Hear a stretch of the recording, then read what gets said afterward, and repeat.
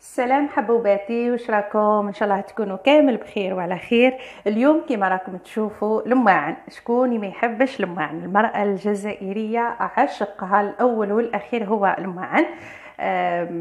عندنا عادة والله لا ينحيها علينا، عادة اللي هي دائما في قروب الشهر الفضيل دائما المرأة الجزائرية تحاول قدر الامكان انها تشري لماعن. قليل صغار وين تلقوا امرأة تحب لماعن وامرأة ما تحبش لماعن، كاين قليل قليل قليل. المهم المكثرية ولا الاكثر تاع النساء الاغلبية لا ماجوريتي كلها يحبوا لماعن. انا هنا كنت اعطيت لكم دائما كنتوا يعني اسئله عديده ترسلوها لي في الخاص، اما على الصفحه اما ايضا في القناه، على طريقه الاحتفاظ او طريقه استعمال الاواني الفخاريه. انا كنت حطيت لكم الفيديو يعني مفصل من قبل، لهذا في الفيديو هذا راح نوري لكم بعض المشتريات ما هيش جديده. انا ما نحبش الفيديوهات هذه الصراحه، عمري ولا حطيت في قناتي المشترياتي ولا، لانه كل وحده وطريقه تفكيرها كل ما باليش كيف نوصلها لكم. ليسونسيال انا هاد الفيديوهات ما نحبهاش، كل ما نشري حاجه نستعملها نحيلها الكارت نستعملها ونوريها لكم ونخدم بها قدامكم. اما بالنسبه للاواني الفخاريه، الاواني الفخاريه راح نعطي لكم لمحه بسيطه وراح نعطي لكم توضيح فقط. راح قبل هذا عندي راح نركز لكم في هذا الفيديو على الطاجين، احسن نوعيه من الطاجين ولا بالاحرى الطاجين اللي نستعمل فيها انا، والاواني الفخاريه هذه اللي راح نركز عليها الفيديو تاعي لنهار اليوم. اول حاجه قبل ما نبداو راح نوري لكم بعض المشتريات وطريقه كيفاه نستحفظوا بها اون بلوس، كيفاه نخيروا النوعيه المليحه. هنا البنات كما راكم تشوفوا هناك اول حاجه خلينا من البرمه هذه تاع الفخار من بعد نحكوا عليها، نخليها هكا بجهه. هنا كما راكم تشوفوا هذه الكسرونه كاين 3 اخوات بالضبط، 3 اخوات اللي سقسوني عليها. الكسرونه هذه عاديه جدا، انا كانت خصتني الكسر نتاعي، انا عندي معباليش وين نجي نشري حاجه نشريها كبيره، معباليش عليها عيني رغابه كما يقولوا، لانه انا اصلا عندي الناس يجوني، لهذا دائما نفضل الاواني اللي تكون واسعه باه نفرح بها، انا نطيب فيها ونطيب فيها ايضا لضيوفي وعائلتي. اما بالنسبه هذه الكسرونه شريتها لاني ما عنديش، خصتني كسرونه صغيره لهذا شريتها، عجبتني كي عاد صغيره. الحقيقه شفتها في دارنا، شفتها عند ماما لهذا وصيتها تشري لي واحده. كي رحت اللي هي لدارنا لقيت ماما شاريها لي، هذه ب90,000، يعني نوعيتها مليحه يعني هايله صدقوني. وكما راكم تشوفوا مام حتى كي يعني تيفال هذاك الخفيف ماشي تيفال يعني ثقيل، صدقوني عمليه ومليحه ب90,000. وكاين اللي يعني كي نقص الماما فيها خلاها لها ب70,000. هذه هي كما راكم تشوفوا. انا عجبني الغلاق تاعها لانه تاع الزجاج. بالنسبه لهذا افضل نوعيه تاع الليمون هذوما اللي تحلوا من هنا هي نوعيه بيراكس، تلقوا الورقه تاعها مكتوبه فيها بيراكس احسن نوعيه. هذا شريته ب40,000، خلاه لنا ب35,000، يعني متوسط ماهوش الكبير. اما بالنسبه للمقالي نجيب المقله الاخرى ونعاود نجو للمقالي البنات. انا المقالي ما نكذبش عليكم ما عنديش المقالي بزاف. علاه ما عنديش المقالي بزاف؟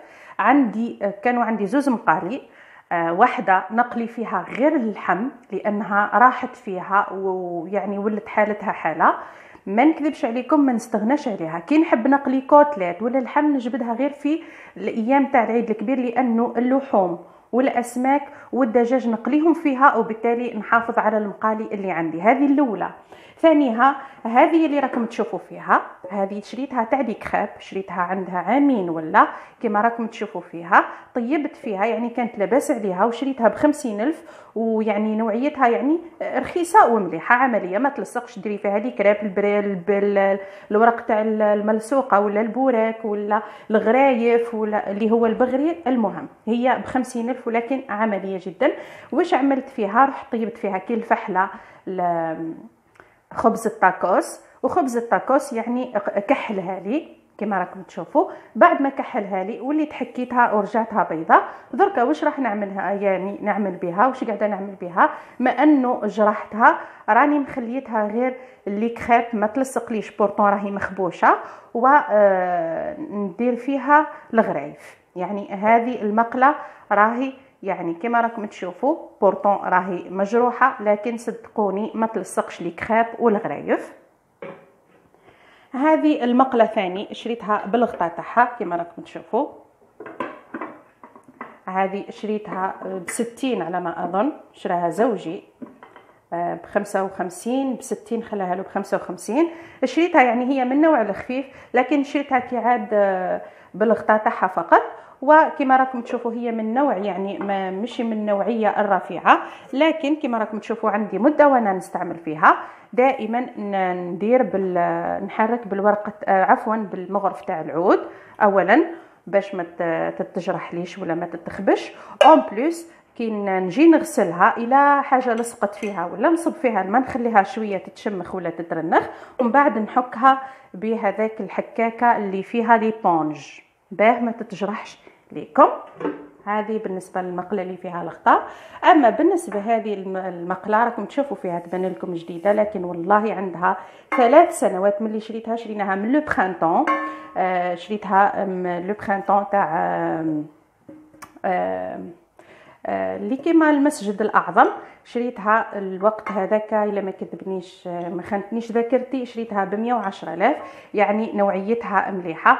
دائما كي تحبوا تشروا المقالي ما تشروش ما تحكموش من البراء، شوفوا الثقل تاعنا يعني تحكموها منا ما تحكموهاش منا لانه كي تحكموها من هنا يبان لكم ثقيله وهو البراء تاعها اللي ثقيل. هذه كنصيحه اخرى.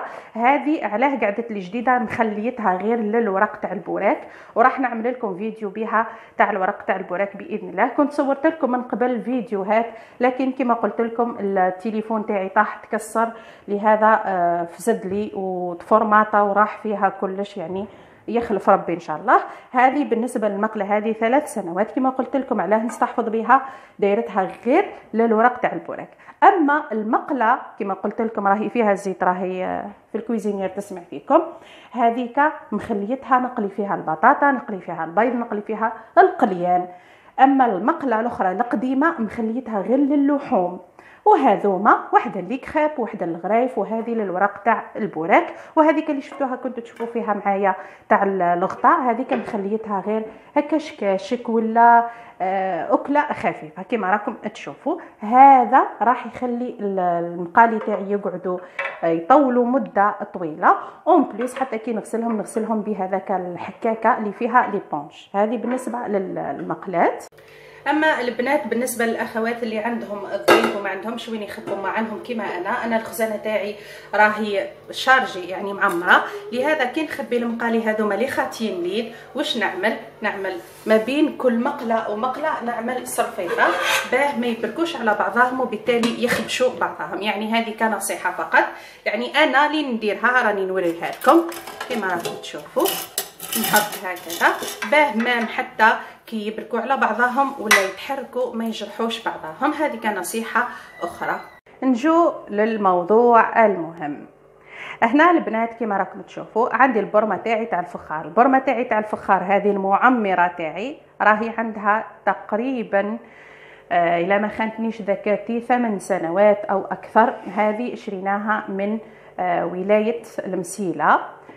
شريناها من ولايه المسيله. شريناها هاك الوقت ب55,000.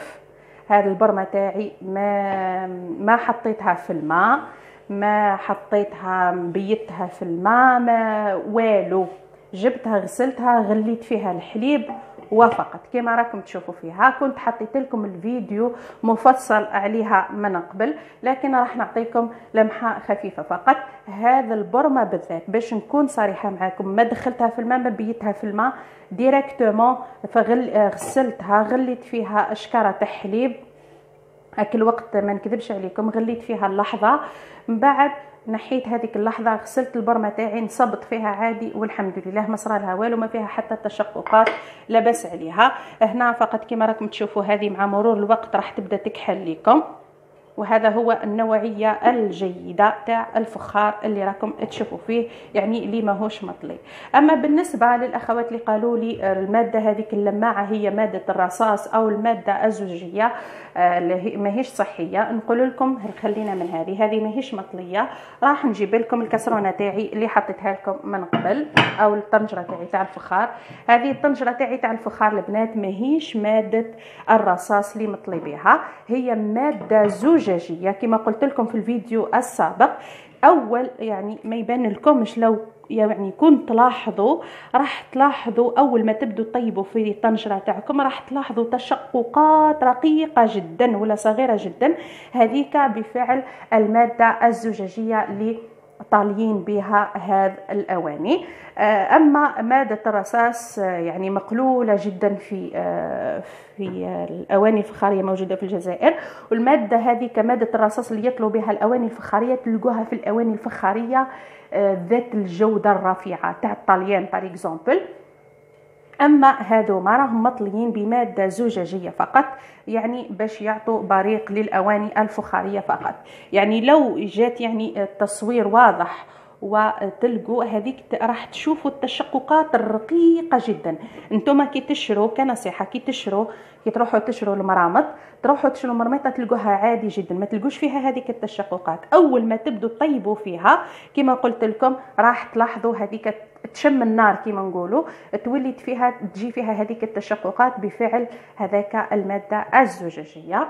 هذوما صحونه اللي سقسيتوني عليهم، كاينه واحد الاخت سقستني عليهم عجبوها، هو شراها زوجي، يعني شراه من زوجي، قال لك لقيت كما نقولوا احنا واحد ناصب البرا شرا هذا وشرا زوج صغار وشرا طاس تاع اللبن.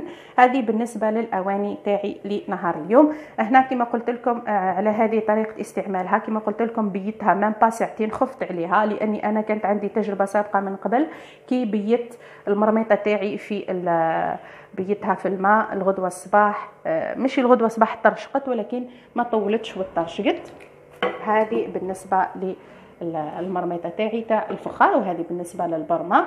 هذه بالنسبه للفيديو تاع اليوم، لاني انا الصراحه ما نحبش الفيديوهات هذيك تاع الاواني، ومن باش ما نخفاش عليكم ما نخرج نشري الماعن وحدي، ما نخرج نصور. للاخوات اللي يقولوا لي علاه ما تصوري لناش وكذا، هذا هو المحتوى تاع قناتي. انا المحتوى تاع قناتي هو اني الوصفه اللي نجربها ولا اللي نعرفها ولا نحطها لكم بمقاديرها المضبوطه والناجحه. ابارسا هذا هو المحتوى تاع قناتي. ما نخرج نصور البرا، ما ندي معايا لا كاميرا، ما يسمح لي زوجي، هذيك باش نكون صريحه معاكم. اما بالنسبه للطاجين تاعي، احسن طاجين بالنسبه لي انا، كسبت طواجن تاع الطين، كسبت هذا وين كنت نطيب فيه الكسره راهو مازال سخون، لكن هذا النوعيه الجيده، هذا النوعيه تاع الفخار احسن نوعيه ممكن تشروها على الاطلاق. لا فونت لا والو. الفونت هذاك صحيح ومليح وثقيل ويطيب الجوايه كلها، لكن ماهوش صحي كنصيحه. وثانيها تاع الفونت كي تطيبي في الطاجين تاع الفونت كل ما تزربيش كي تكملي تغسليه وتمسحيه راح تقعد هذيك البقع فيه وراح يقعد يحكم لكم، راح يقعد يعني يبان فيه الوسخ وتلصق فيه ويقعد فيه هذوك الشوائب باينين. لازم عليكم تشروا هذا الطاجين، لانه مرارا وتكرارا الاخوات ينصحون يطلبوا مني النصيحه تاع الطاجين. هذا احسن طاجين كسبته في حياتي، اللي هو شريناه من ورقله، شريناه هاك الوقت عنده راهو في 7 سنين كما راكم تشوفوا. ما باليش وين هي الشقه تاعو، راهو بدا يتشقق لي لانه طاح لي، ما نعرف وينها، هيا وين، شوفوا هنا البنات راهو بدا يتشقق لي، يعني طاح لي كما راكم تشوفوا. راهو ثقيل. وش هو الطاجين هذا وش يحب البنات؟ يحب النار، يحب السخانه فقط. كي انت تبدي تقرصي الكسره تاعك ولا تبدي تخبزي الكسره تاعك، حطي شعلي عليه النار وخليه يسخن، حتى الريحه تاع الكسره كي ظل طيب تشهي، صدقوني ريحتها رائعه جدا. انا عندي ماما حتى هي تعشق الماعن، عندها النوع هذا وعندها تاع الطين، لكن تاع الفونت كي شافته وسخفت عليه شراته، لكن ندمت عليه ندم شديد. ولت جبدت الطاجين تاعها تاع الفخار طيب فيه، قالت لي تاع الفونت صح يطيب وكذا، بصح ماهوش صحي. اون بلوس الريحه تاع الكسره ما كانش خلاه في الدار، يعني ما نباو تروح. بصح كي طيبي في الكسره تاعك في طيبيها في هذا الطاجين تاع الفخار تبقى ريحتها في الدار، وريحتها رائعه ومميزه جدا. يعني انا ننصحكم اخواتي بالنسبه للطاجين هذا. اما طريقه استعماله، ما بيته في الماء ما والو، جبته غسلته حطيته فوق الطابونه بديت نطيب فيه عادي جدا. يعني نصيحه عفوا، راهو في 7 سنوات هذا الطاجين البنات. ونتمنى ما نكونش فلت حتى نصيحه اخرى اللي نعرفها وريتها لكم. بالنسبه للطلبات الكثيره، واش تشري معا، واش تحطي، واش كذا، انا كما قلت لكم اللي نشريه نحطه نخدم به قدامكم، ما نحبش هذه الفيديوهات. لكن جمعت هذا الفيديو، جمعت هذه النصائح في هذا الفيديو باه يعني نجاوب الكثير من الاسئله تاع الاخوات، باه ما تقولوش حقرتني ولا. اما بالنسبه للاخت اللي سقستني على القارورات هذه، اختي راح نقول لك القرعه هذه ما شريتهاش، هي القرعه تاع جو، هو جو اسمه بالفروي، يتباع في هذه القرعه الزجاجيه. نشربوا الحليب هذاك، ومن بعد نغسل القرعه نحي لها الكارت هذاك وتولي عندي قرعه عادي. يعني هذه كنصيحه اخرى ولا كصراحه اخرى ان صح التعبير. هذا هما الفيديو تاعي نهار اليوم البنات. نتمنى ما نكون نسيت حتى حاجه، وان شاء الله راح نزيد نجاوب على اجوبه اخرى. هذا هو الفيديو تاعي البنات. اللي تحب النصائح الثمينه ولا النصائح المعمقه تاع الفخار، راح نخلي لكم الفيديو رابط الفيديو اسفل هذا الفيديو اللي راح نحطه لكم.